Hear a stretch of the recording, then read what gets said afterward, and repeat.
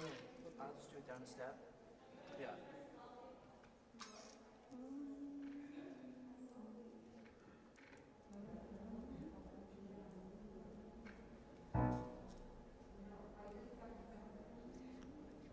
think it's go time, yeah. I have no idea. Just start. We'll catch up if the video's not on yet. Welcome to Unity on the North Shore Sunday Service. If you're joining us virtually on Zoom or watching later on social media, or whether you're here in the sanctuary, we're glad you're here.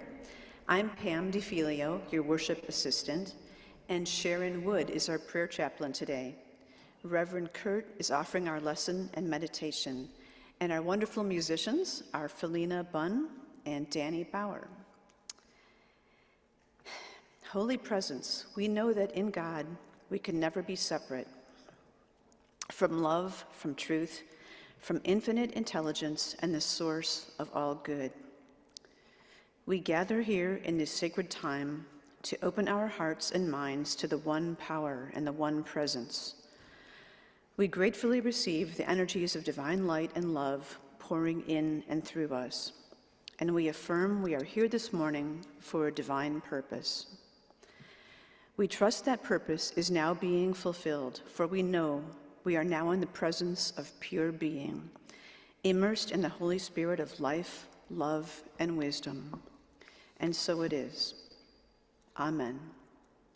And now our opening song.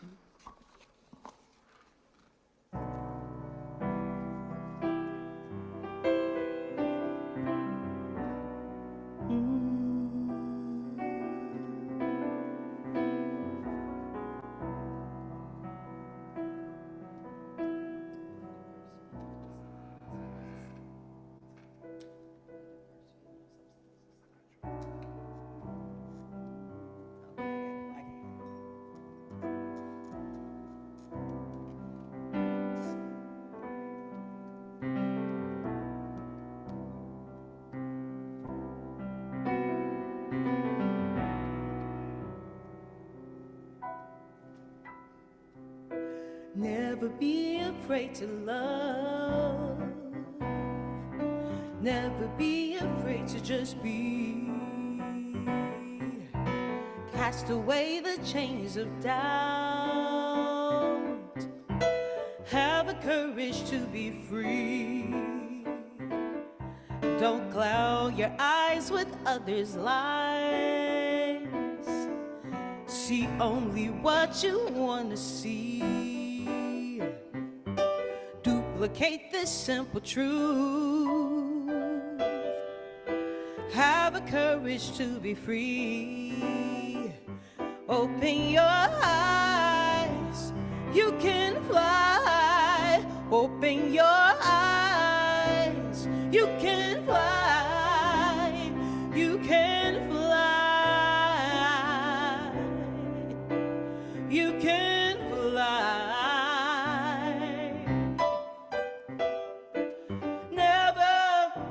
Afraid to love, and never be afraid to just be. You've got to cast away the chains of doubt and have the courage to be free. Don't cloud your eyes with others' lies. See only what you want to see. Just duplicate this simple truth and have the courage to be free. Open your eyes, you can fly. Open your eyes, you can fly. You can fly.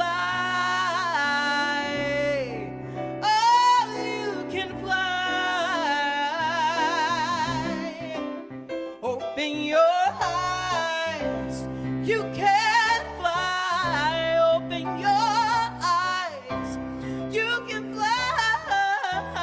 You can fly. Yes, you can fly.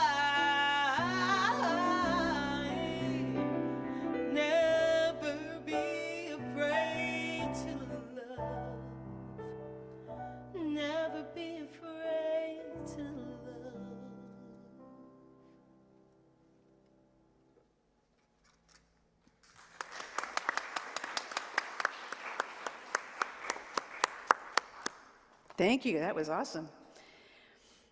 Unity is a positive, practical approach for spiritual living based on the teachings of Jesus and the power of prayer.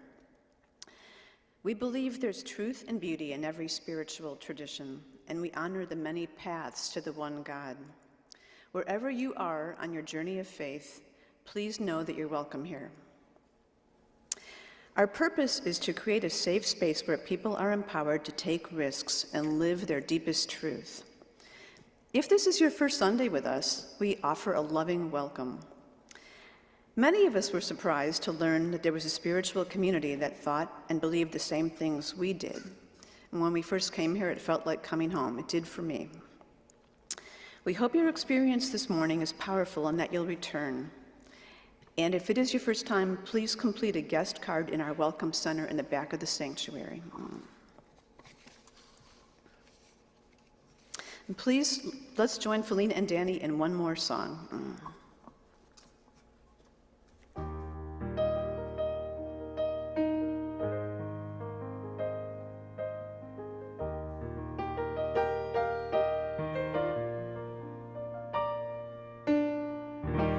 God of glory, God of power, God of goodness, God of grace,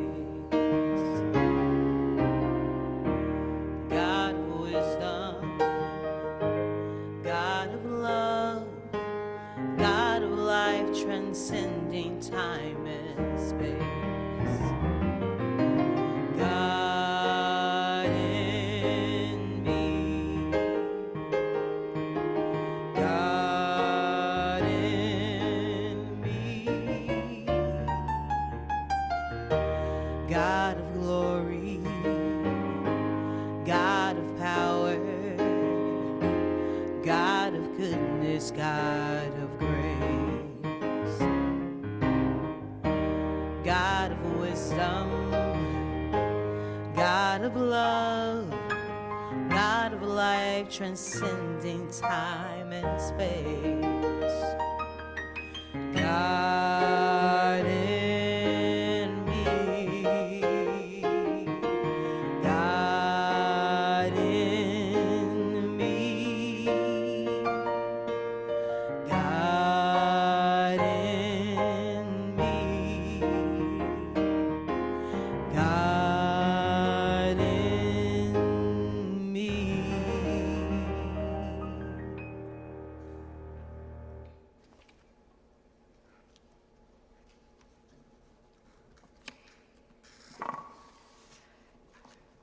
Welcome to your spiritual oasis. I'm Sharon Wood, your prayer chaplain for today. And I would like to open with our wonderful daily word, release. Release the past. I make room for the future. My life experiences have provided me with many gifts, from joyous to painful. I have taken something from each one, a nugget of wisdom, understanding, and solace that has helped me evolve into the person I am today. I am always growing, always changing. With gratitude, I receive the blessings while letting the painful memories go. I have no room for regret and do not dwell on things I have no power to change. As I release unwanted thoughts and unpleasant memories, I free myself to enjoy new experiences and create beautiful, lasting memories. With an uncluttered mind and unburdened heart, I embrace the present moment and eagerly create my bright, beautiful future. From Ecclesiastes 3:6, a time to seek and a time to loose, a time to keep and a time to throw away. I ask you to take these moments and rest in the silence.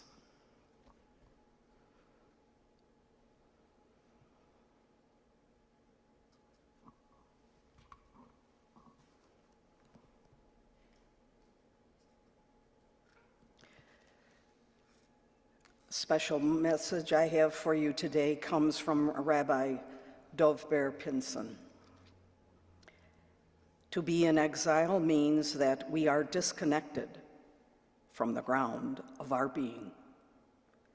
To be free from that, we are empowered to express ourselves in a manner that is true to our experience. Loving Creator, we hold in prayer all those who are having challenges and affirm your presence of love, grace, guidance in all circumstances. And so it is, and so it shall be. Amen. If you're online with us today, I ask you to use the chat box or the website link. And if you're here in person, please use the request forms available in the rear of the sanctuary, and a chaplain will be available for you to pray in person after the service. And now we return to our musical angels who are going to bless us once again with their gift.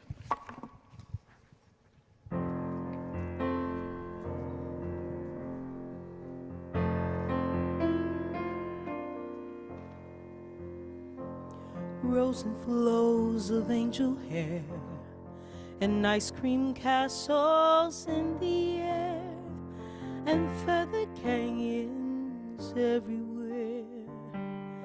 I've looked at clouds that way, but now they only block the sun. They rain and snow on everyone. So many things I would have done, but clouds got in the way. I've looked at clouds from both sides now, from up and down, and still somehow is clouds illusions I recall. I really don't know clouds at all.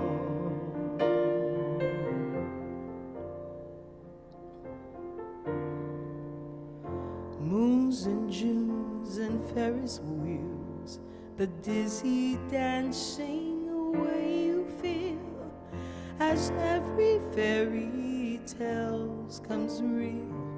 I looked at love that way, but now it's just another show.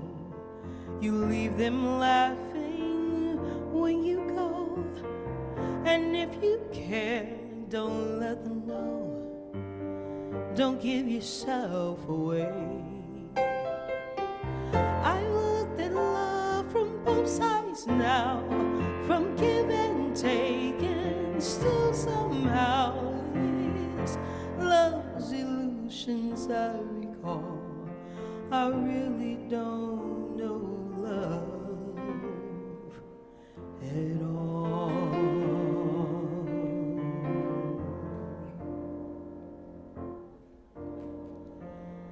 Tears and fears and feeling proud to say I love you right out loud.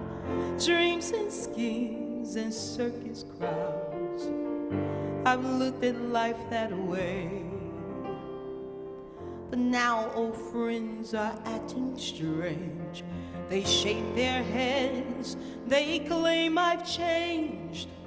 Well, something's lost, but something's gained.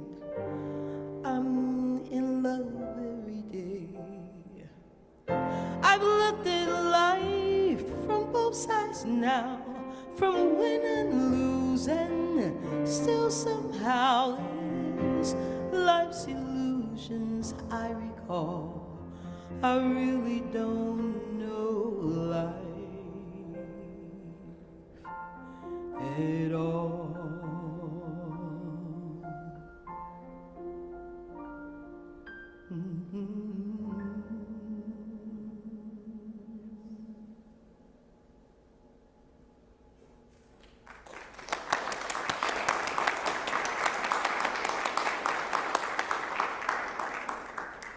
Thank you, Felina. Thank you, Danny.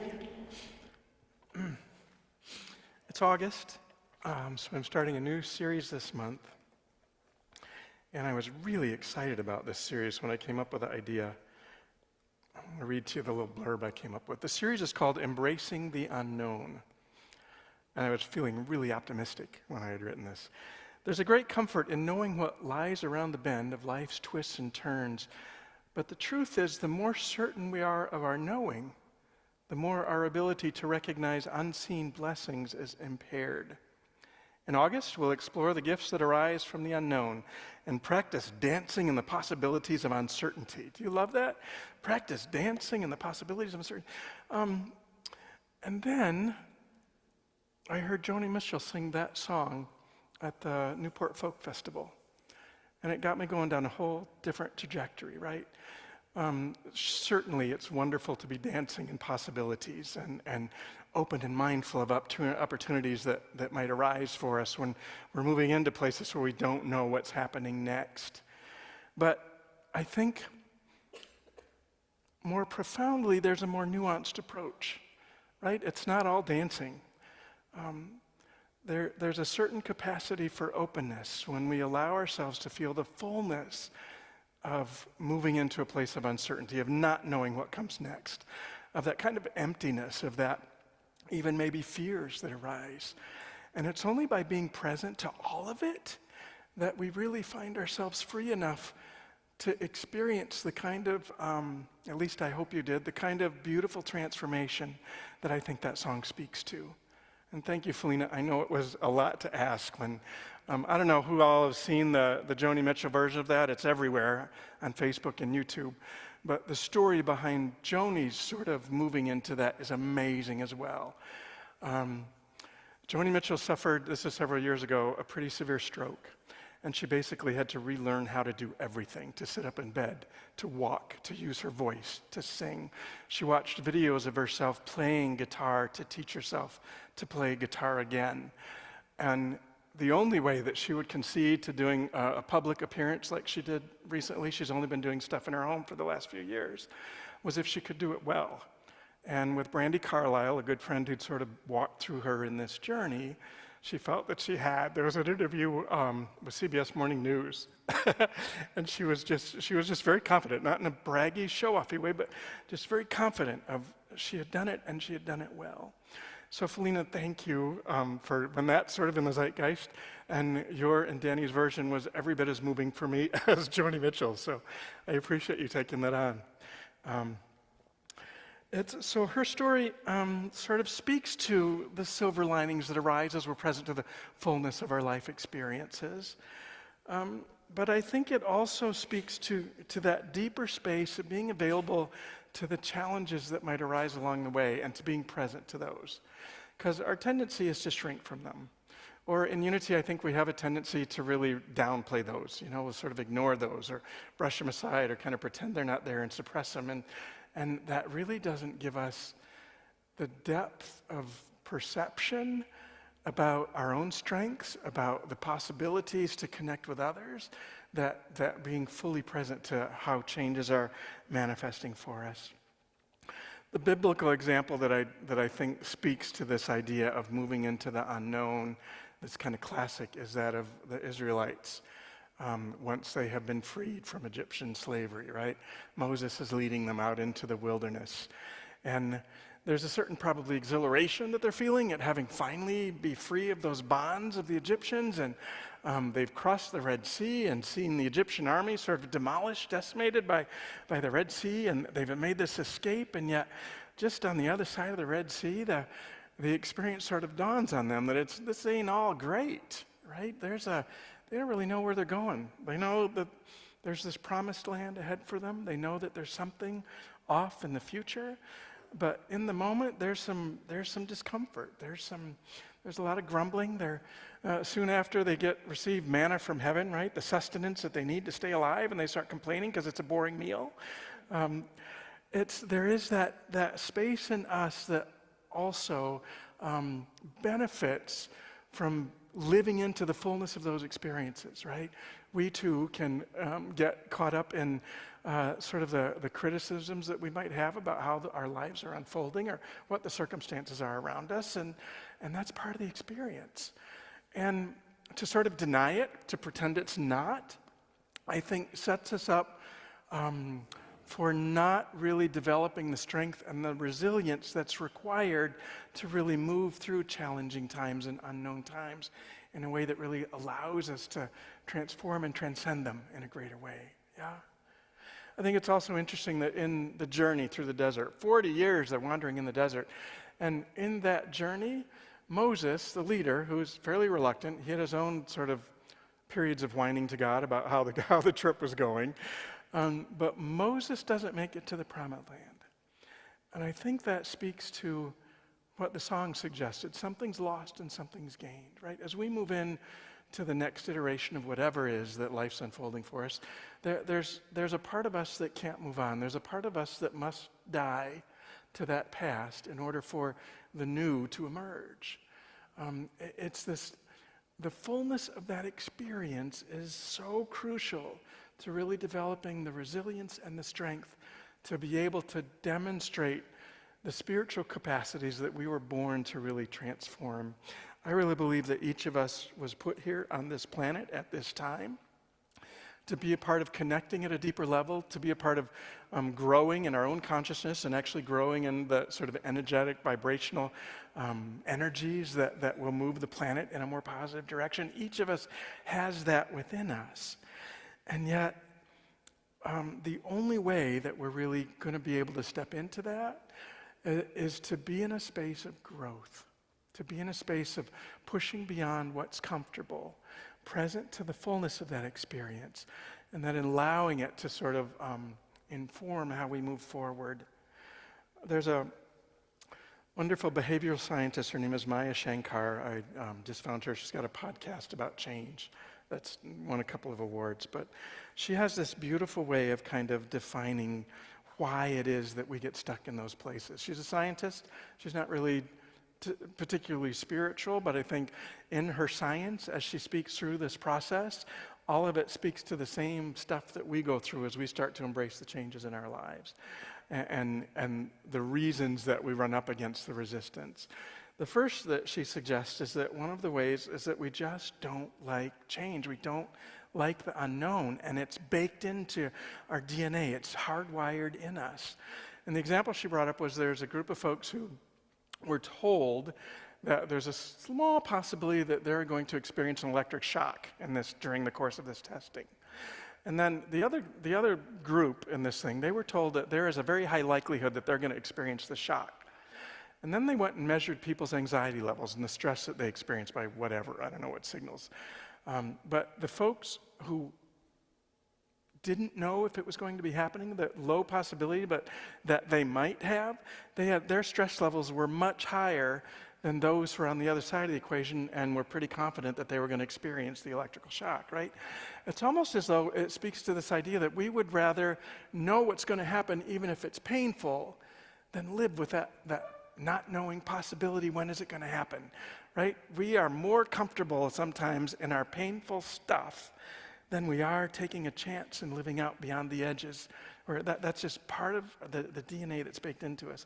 The other thing she said that keeps us stuck in that place of not really expanding beyond or living into the fullness of an experience when we're facing the unknown is that very often in moving through that kind of experience, there's a part of identity that we actually lose, right? Think about this. If you are married and your spouse dies, suddenly now your identity changes from spouse to widower, right? There's a whole shift in identity that can be kind of traumatic for us. The same thing if a friend passes away, the death of a loved one, you're no longer a friend, now you're bereaved, you're in grief. And it happens on the other side of the equation too. And she says we tend to diminish it when it's on And by the other side of the equation, I mean like in the positive changes in life and the things that we seek after, that we chase after.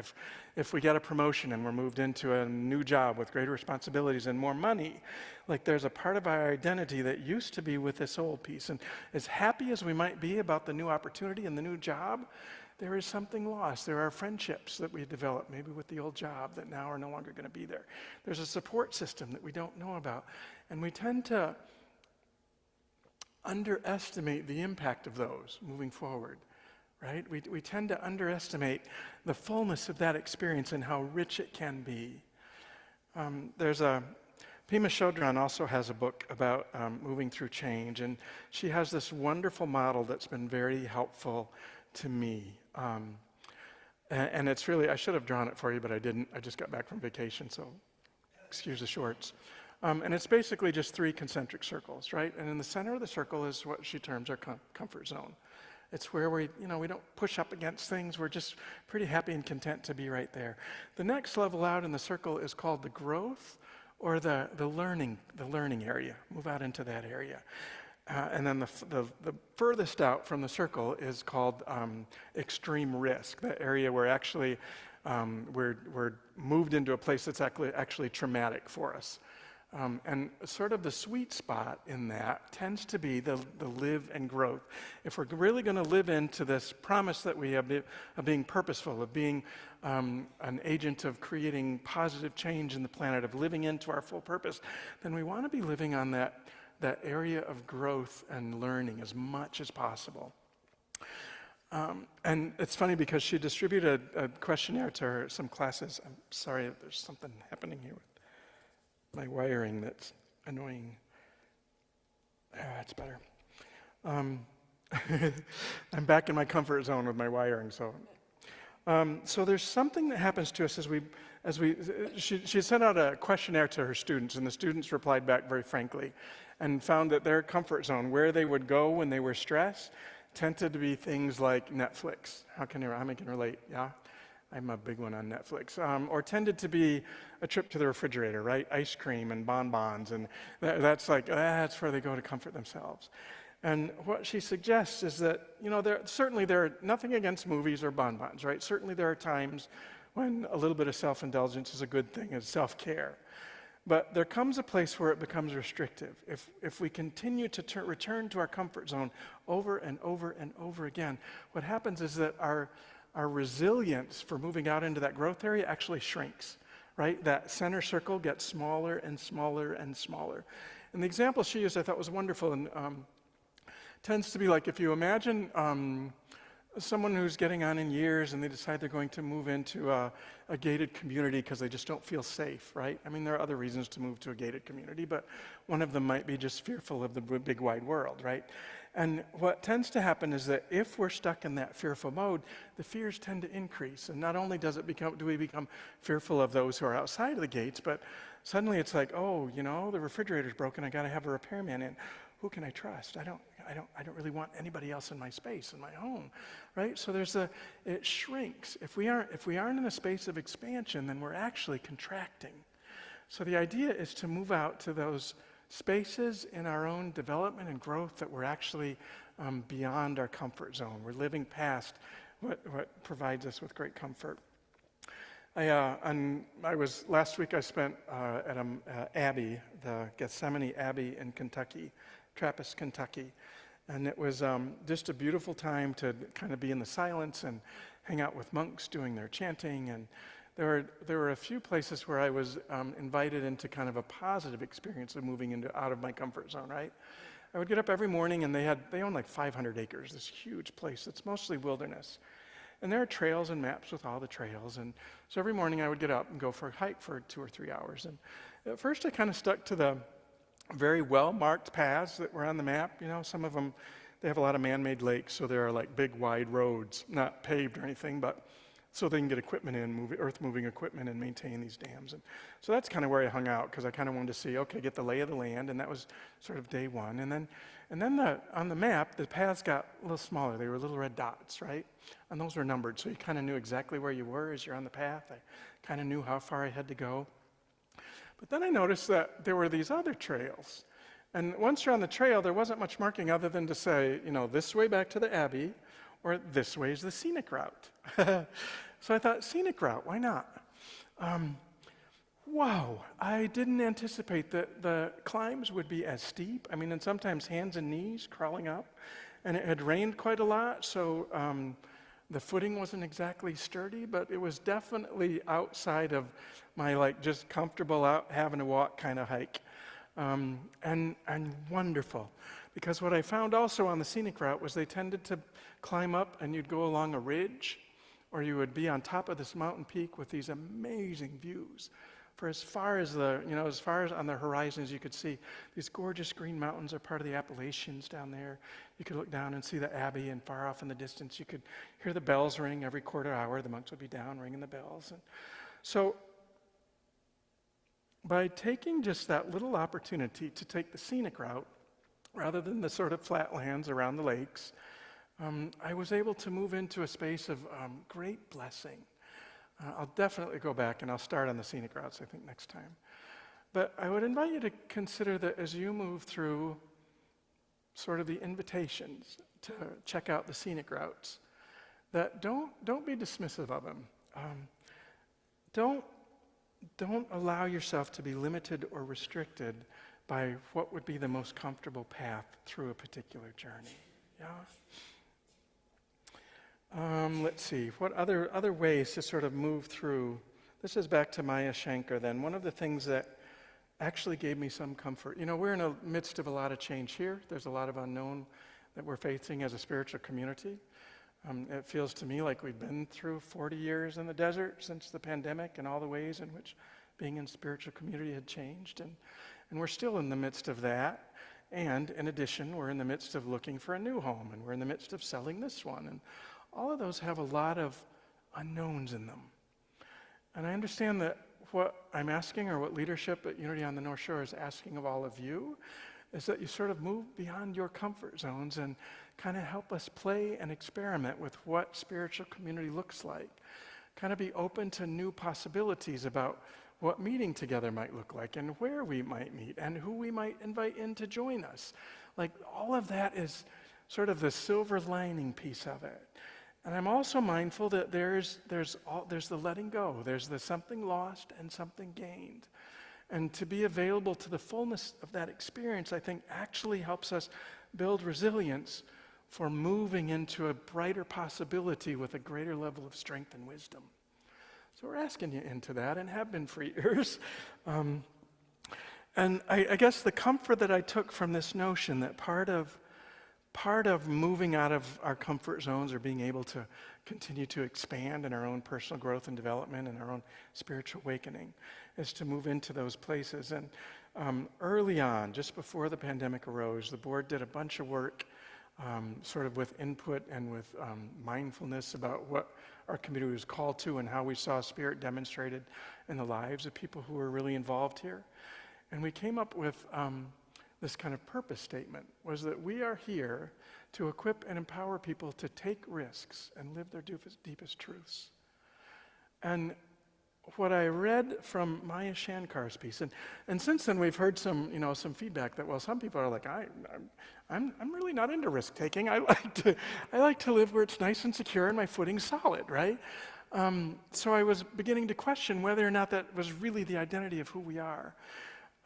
And then Maya Shankar suggested, this is the behavioral scientist that's done all this work, and one of the things that she suggests to move out of comfort zones and to be available is that you start affirming that you are a risk taker, even in the midst of not feeling like a risk taker, right? So in some ways it's an affirmation of what we are doing is declaring exactly the kind of community that we want to be, exactly the kind of community, the people that we want to be able to bring forth these new possibilities that are on our horizon as a spiritual community.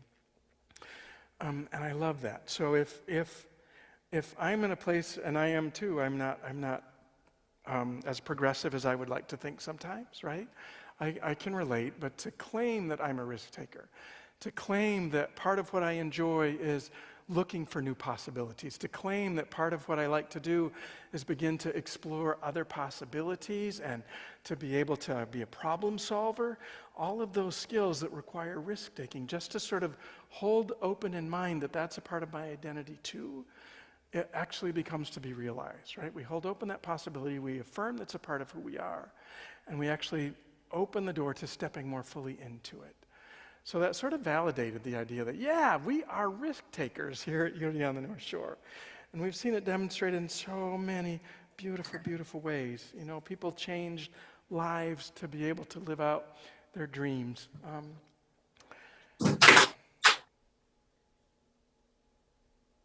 So that brings me to the end of my notes. So I think what I'd like to do is, as we prepare to move into a time of meditation, a time of maybe entertaining or dancing with the unknown, I'm going to do something a little different. I usually don't do visualization meditations, you know, where I give you a picture, a scene to imagine. I'm going to try that this time, and we're going to use clouds as sort of the theme in our metaphor. So I'll leave you with that little teaser as Danny and Felina set the energy for us to move into this time of visualized meditation.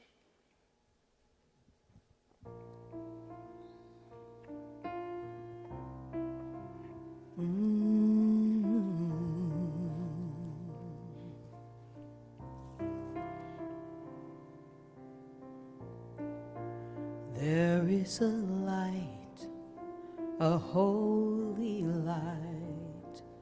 There is a light, a holy light. There is a light, a holy light. There is a light that is shining for you, coming in to make you whole, is shining for you, coming in to make you whole.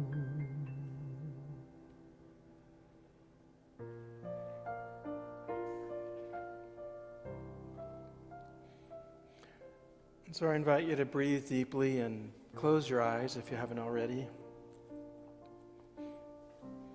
And just relax your physical body as much as possible.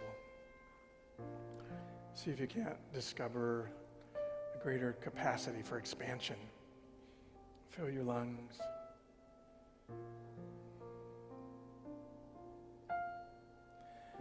And I'd like you to come with me on a beautiful hike through the Kentucky foothills and mountains.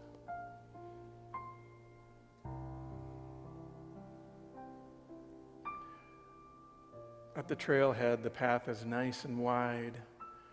It's almost as though it's a meadow. It's so green around you. And it's quiet.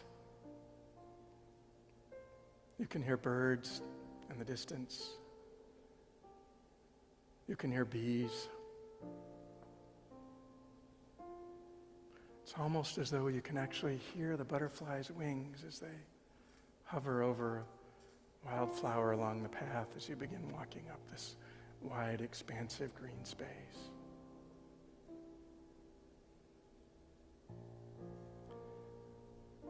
And with every step, you just notice that the concerns that you might have carried with you begin to fall away as you become more present to the immense beauty of nature around you. Off on the right, you notice through the trees, you can see the shimmering of a lake.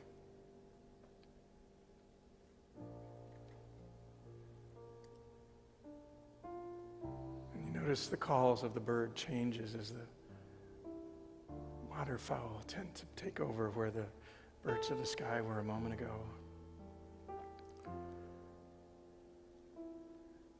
And the grassy path slowly gives way to a path that's lined with pebbles. You hear the crunch of your feet beneath you. And you notice it starts to incline a bit as you enter into a more deeply forested area. As you look around, you see the light now just begins to flicker through the canopy of leaves above you. There isn't nearly as much green down on the ground. It's all above you now. So you begin to climb. And as you approach a fairly steep incline,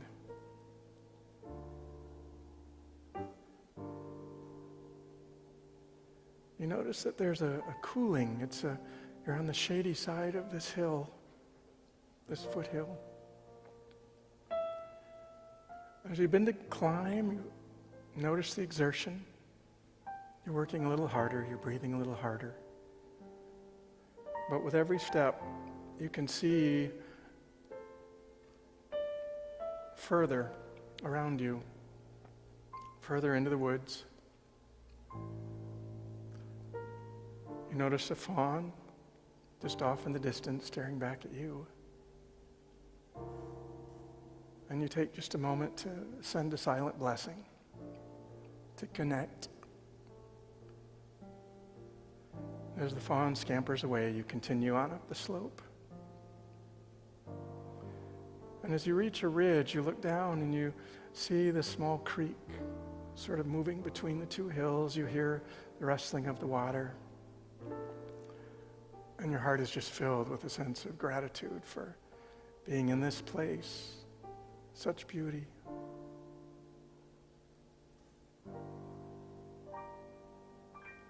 As you continue walking, you come to a very steep incline.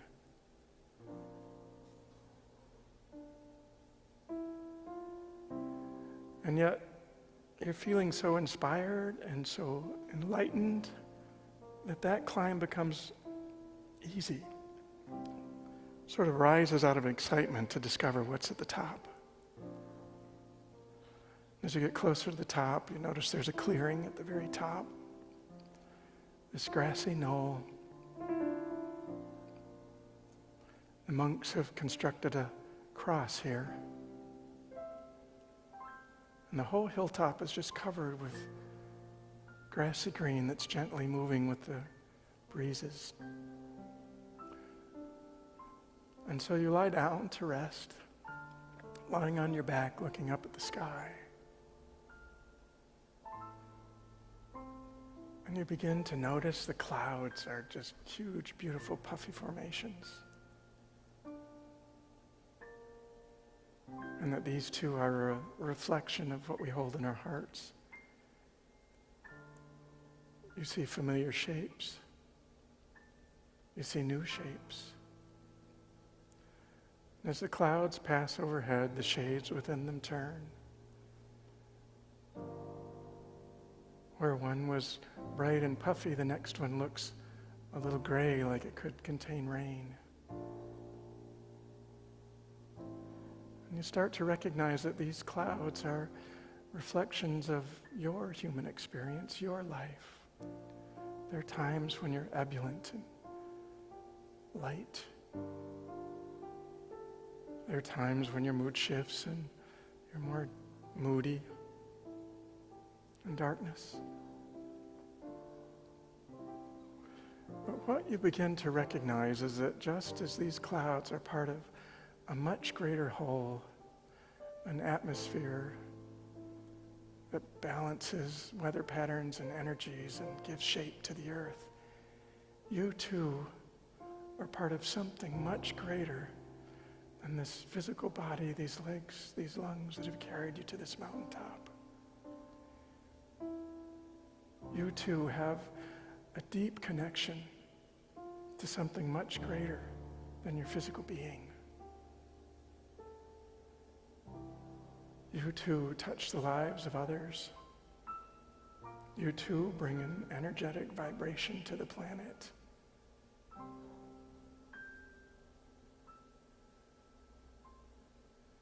And you note that you are one with the fullness of all of your experiences, with the beauty of the nature that you've witnessed on this climb, with the clouds passing overhead.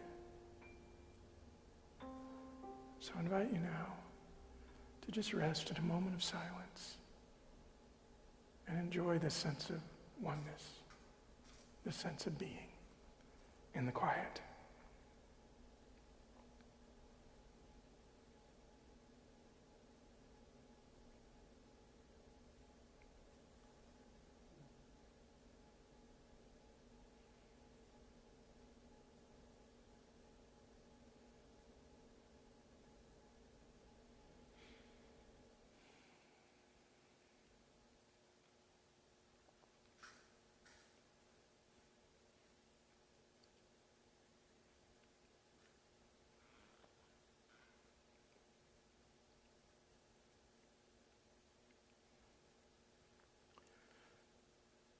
Very gently now, I invite you to return your attention to your breathing. Feel a sense of relaxation or expansion. And maybe give a blessing of gratitude, gratitude for the imagination which allows us to extend our awareness beyond our physical proximity, beyond our physical beingness. And to remember that truly we are one with God and all that is. Know this truth. Carry it with you in your heart as we move out from this time of meditation. So when you're ready, gently open your eyes and smile.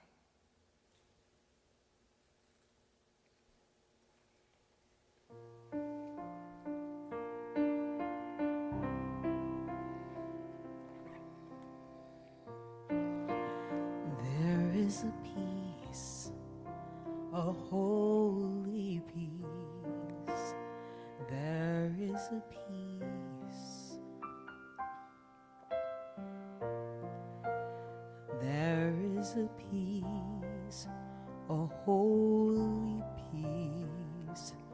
There is a peace that is shining for you,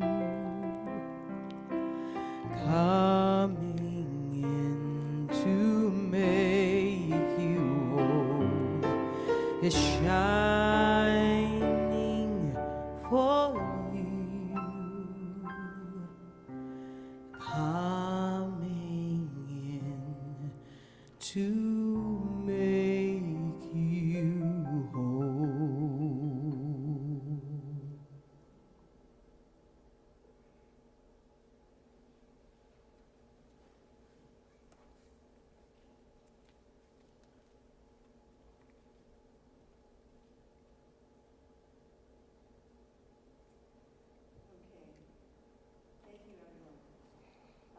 Was the time when we share our love offerings. Giving is safe and simple. If you're online, there are links and instructions in the chat. Here are 3 simple ways to give. You can text the word GIVE to 815-827-6052. You can give online at Unity's website at www.unity.n-like-north-s-like-shore.org, or mail a check to 3434 Central Street. Or if you're in the sanctuary, there's a bowl, I believe, in the back of the sanctuary. Please think about making a recurring gift, and you can do that in the Tithely app, and that's TITHLE.ly. Or since that charges transaction fees, you can avoid the transaction fees by setting up an automatic payment with your bank. So now let's bless our giving and receiving. Together, divine love, as me, blesses and multiplies all that I am, all that I have, all that I give, and all that I receive. And so it is. Amen. Please stand as we embrace our prosperity and sing our offertory song.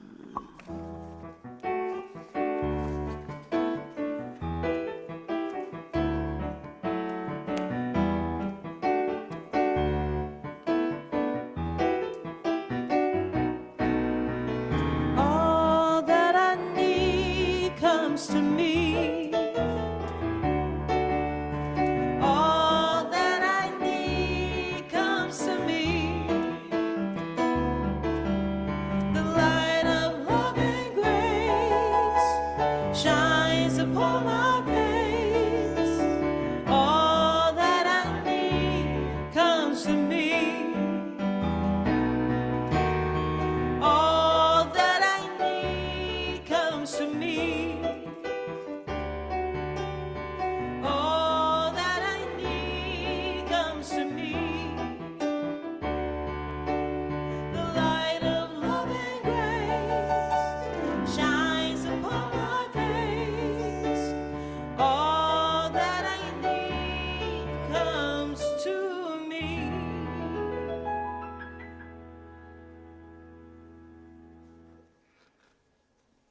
Okay, we have a few announcements.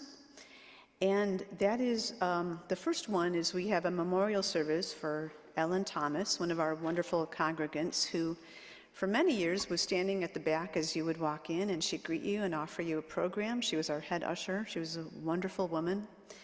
And so visitation is from noon till 3 p.m. today, and there's a memorial service at 3 p.m. at William H. Scott Funeral Home in Wilmette. There's a prayer support service every Wednesday at 5:30. There's a Zoom link that's available for you to join on the website. The Fall Fundraising Gala is scheduled for Saturday, October 15th, and it's going to be right here at Unity on the North Shore, which is great because we'll be able to celebrate in this place for one more good time. There's a folk dance band, Buds and Shoots, and smoky, savory barbecue from Hecky's, and we all know how wonderful Hecky's is. And if you'd like to join the team to volunteer for that, connect with Persephone. Persephone, wave your hand. And we have Garden Chat online. It's a Zoom call, and we talk about food. Sharon Myers leads it. We talk about food and the meditation today, the service today, and just connect a little bit. That's it. And now Felina and Danny will lead us in the peace song. Oh wait, we have one more update, I think, from Martin, and this might be about our right and perfect home.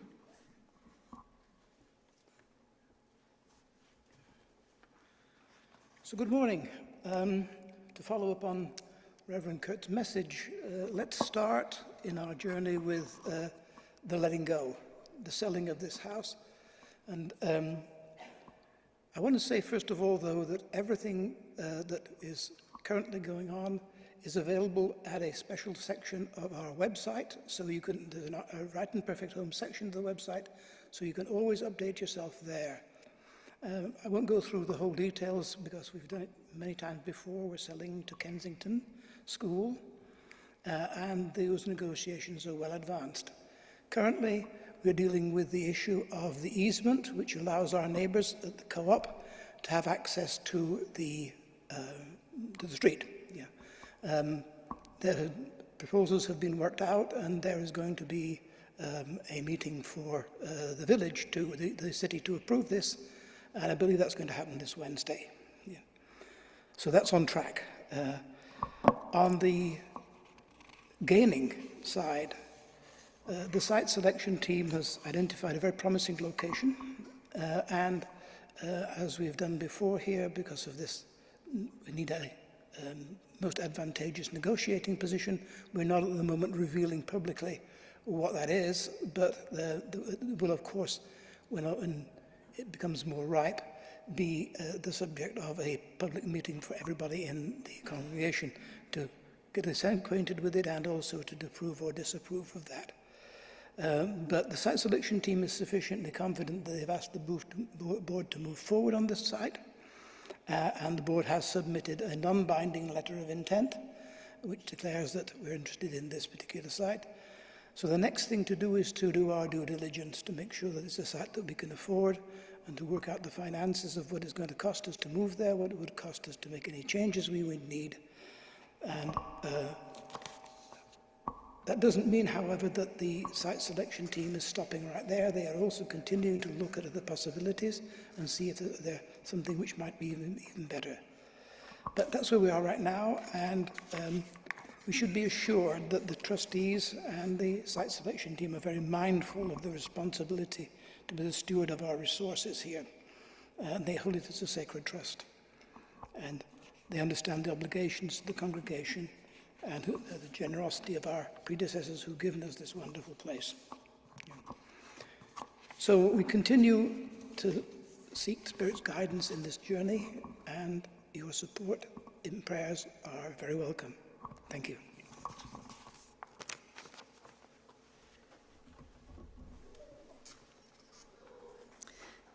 And now Felina and Danny will lead us in the peace song, then Sharon with the prayer for protection.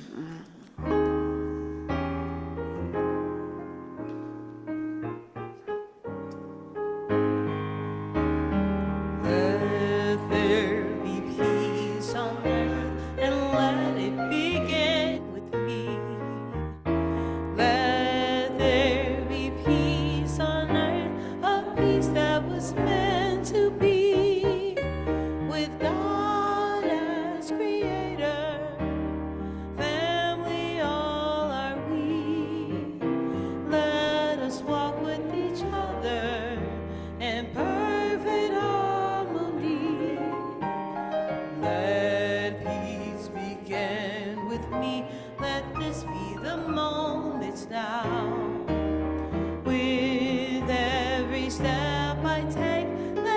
be where joy is found. To take each moment and live each moment, peace eternally. Let there be peace on earth, and let it begin with me.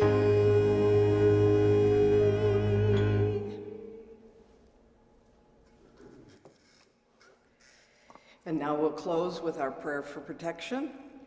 The light of God surrounds us. I am light. The love of God enfolds us. I am love. The power of God protects us. I am power. The presence of God watches over us. I am presence. Wherever we are, God is. I am divine. Blessings, love, and peace. Have a wonderful week, and we'll see you next week.